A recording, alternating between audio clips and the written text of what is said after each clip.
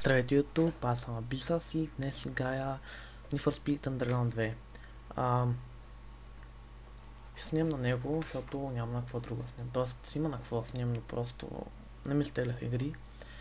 Докато съм с екстрима, не снимаме на Minecraft или Counter-Strike 1.6. Ще снимам на Need for Speed Underground 2. Днес ще правя малко спринтове.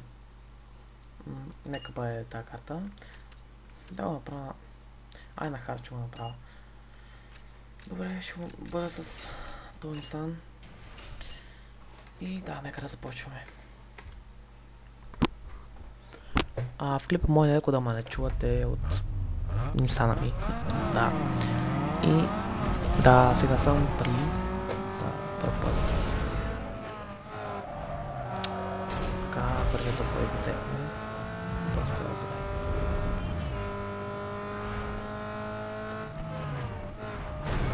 Тук трябваше да се на лево, фак.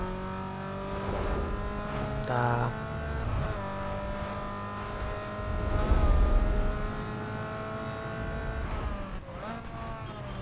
Пак смотрим да завои това Nissan, че не иска още да завива. Какво да се прави? Тук има някакъв педерас за пушче.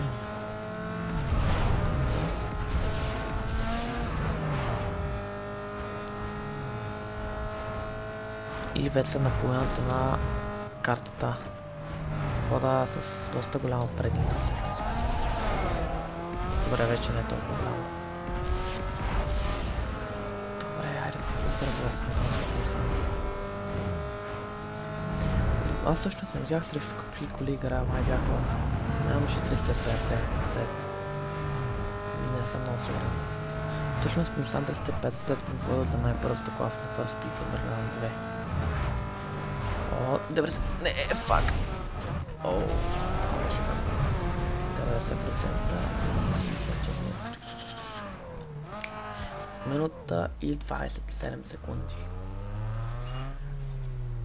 Всъщност явя Nissan 350Z, Audi TT и Ford Mustang GT. Добре, видим статистиката.